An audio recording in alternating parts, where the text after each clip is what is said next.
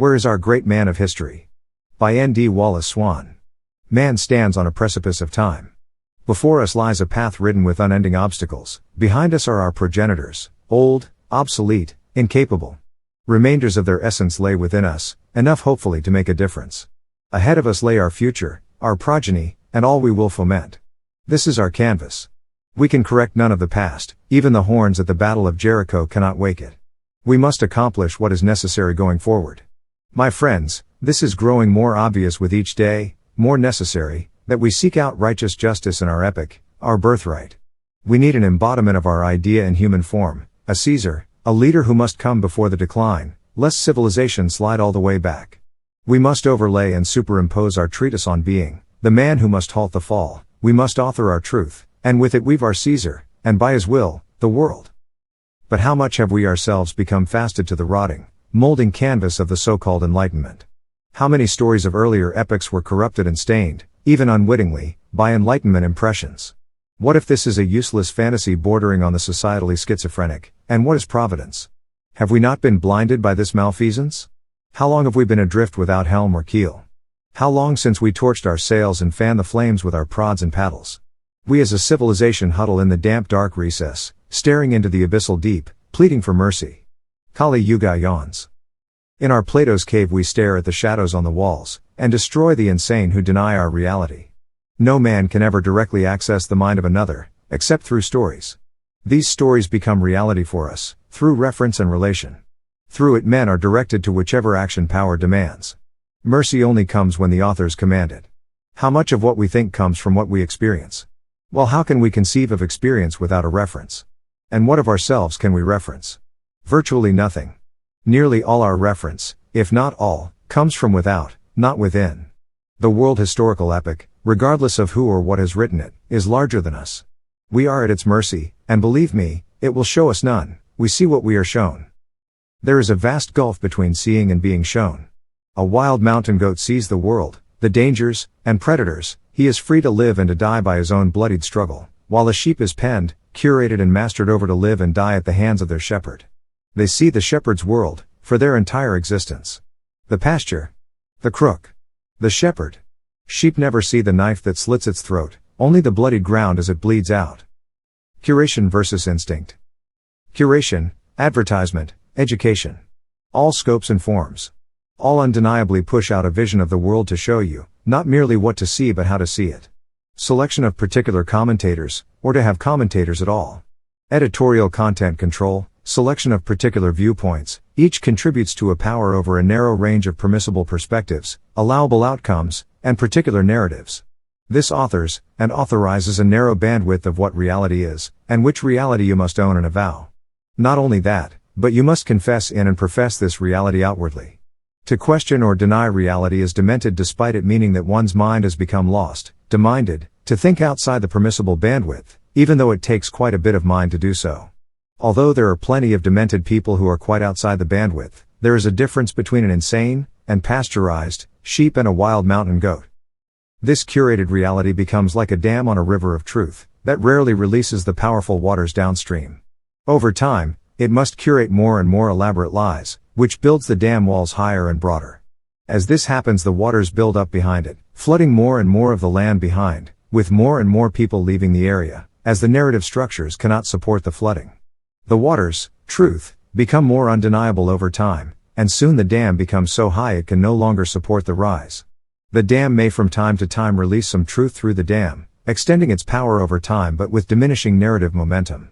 Eventually even the dam cannot withstand the weight being held back, and so the truth washes forth, wiping away the narrative curation that once blinded all. The truth is set forward and the whole thing collapses on itself like the house of cards it is.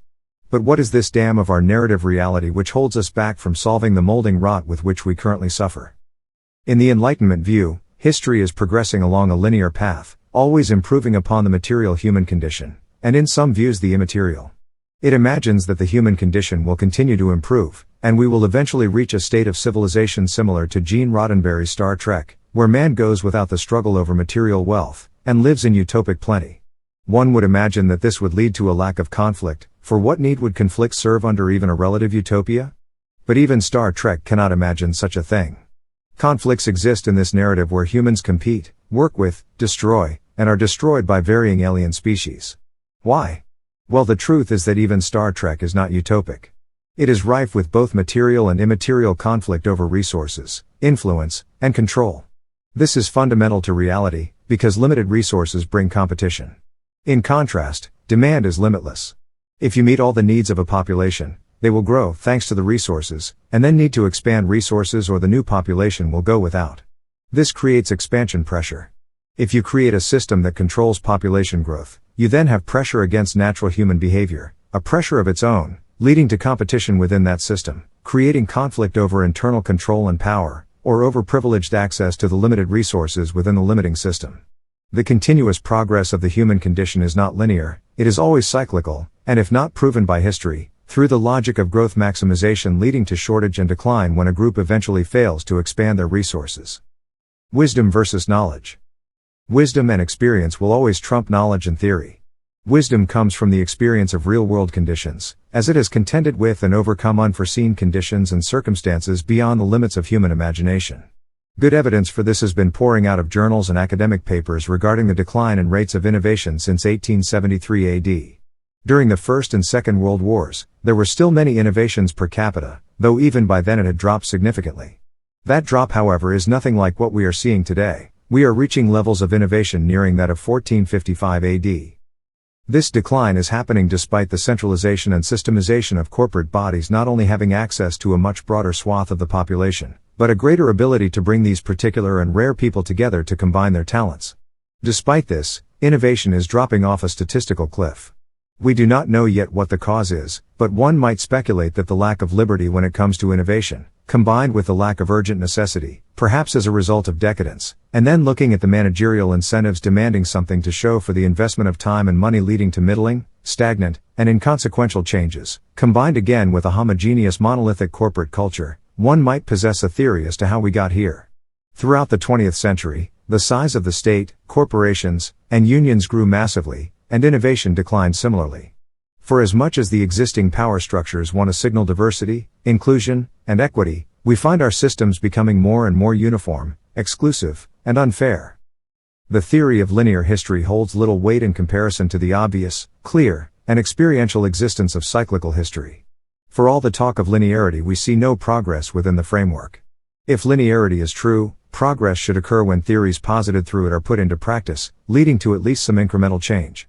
With welfare, for example, the idea is that recipients would get a hand up from a bad situation, so they didn't have to suffer so much, and could then get their life together to get employed or start a business. Instead, welfare has bred generations of people who rely on the dole, who spend their whole lives contributing little to nothing to the greater society. In many cases, they not only take through the dole systems, welfare/false claim disability, but they actively damage the system, theft, rape/violence, murder. They become dependent on the dole, which is by any normal measure, regression. Poverty too runs cyclically, or perhaps it appears linear but soon devolves into a death spiral of maximized suffering.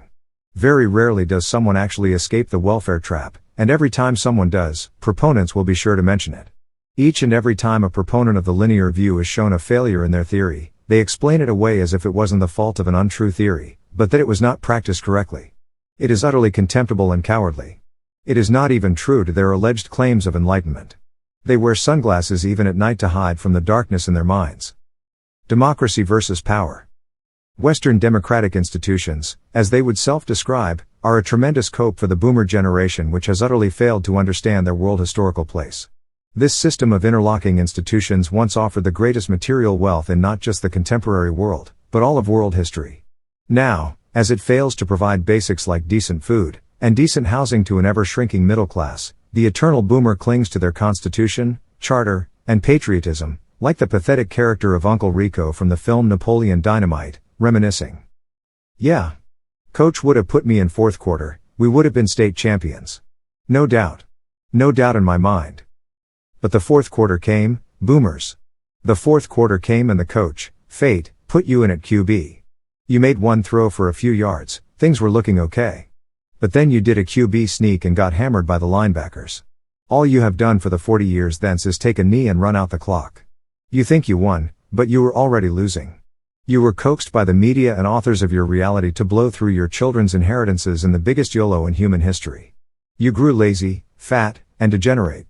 You stopped building and never stopped consuming. Yet boomers, and others, still cling to the notion of democracy, as if it were some sort of god. According to H. Hoppe, this god failed, and boomers who cling to hope are floating on a stinking, rotting corpse. Likewise, boomers are created in the image of their failed god, and are taking on the same stinking, rotting form. Now having melded with the object of their worship, cannot separate in any meaningful manner. The boomers cannot save us. The boomers can't do anything at all, especially at this point. They are political zombies. Consume low-quality boomer memes. Self-aggrandize. Do nothing. Do not even respect the world in flames enough to piss on it. After all, après-vous, le deluge. The solution must come from the millennial generation. Yes, that's a stark realization, I know. But the Zoomer generation is incapable. Generation Alpha is hardly out of diapers. Generation X has no more possibility than the boomers do because they are not sure they exist. It will be the millennials, who stand to inherit most of the problems directly. Millennials cannot afford homes. This is a massive historical failure beyond the magnitude of most problems, given it is such a simple issue to deal with in any other time. The combination of the insane boomer drive to have the home serve as a savings and retirement account, along with the insane boomer drive to preserve the value of that investment through strict and strident zoning and housing bylaws, by which they benefit directly at the expense of everyone else in the market through control of effective housing supply. People always say, we need regulations or things will become chaotic. Never look at the actual consequences of their policy position, being that their children and grandchildren will never own a home, if they even have offspring or heirs, and so our civilization will eventually disappear. When they later come to claim, we didn't know any better, well they are damn right. And if you don't know any better, then you don't start tearing down fence posts whose purpose you don't understand. This idea is lost on them. They will not get it, nor will they ever agree. But this doesn't matter, as it is only a stumbling block if you think democracy has value. What needs to be done, needs to be done. You cannot put all the economic power into a single class of people and have any sort of an honest system, because those on the outside will become either resentful and angry, or suicidally content. No civilization can survive this. So-called democratic norms must be upended if any of our civilization is to survive. This is the only path, there is no time for any other route. Power must be taken and change must come, or it's curtains. To worship democracy now is to pray to a dead and false god. It is a suicidal death cult that needs to end. It needs to be cleared out. There needs to be a new start. This is an invocation of the cyclical historical view. The narrative is set, and one will rise to meet the challenge. Whom will it be? Who will save the West from utter annihilation? Will in action. It is no longer a question of where passive evolution will take us as a civilization, destruction, the great darkness. To simply allow things to go on in some sort of passivity is to allow malfeasance to write our story, to make us the antagonist in our own narrative epic. What scandal would that be? Hoisted by our own petard for all of human history? The civilization which at its peak, decided to starve itself to death because it could not sacrifice the lamb for its own nourishment, ironically a symbol of Western Christendom for some 20 centuries. The West needs someone with the will to act, the will to make sacrifice, the will to move the ball forward and push the rotting stink out to the heap of festering sewage to which it rightfully belongs. These institutions are rotten skeletal forms, ready to be the whip hand for any worthy Caesar. The worst you can face is an eternal, glorious death, and that certainly beats eternal insignificance. The struggle itself is even more gruesome, civilizational annihilation, or glory beyond belief. If you cannot manage Caesarium, you must help in authoring him into the world. Write about what must be done. Tell others what must be done. The age of heroes is inevitable, but you must author it. You must give it the authority which it deserves. For every Iliad an Achilles, for every Achilles, an Alexander, and, for every Alexander, a Caesar. We must manifest the great man to awaken us from our decadent slumber. Every time the boomer approaches the Rubicon, he kneels and surrenders to the zombified god democracy which Enlightenment progressives wear as a rotted-out skin suit. There is no god in that form to fear. The curtain is pulled back and you can see who wields the false forms behind. The disgusting flesh monstrosity makes the boomer cower in fear. It is up to us to clear out the stinking filth and renew. Your right to rule is determined by the totality of your victory. Arise, Caesar. Take what is yours to take. Woe be unto your enemies who tremble before your wrath. Spare not one swing of the rod. Clear out the rotting filth.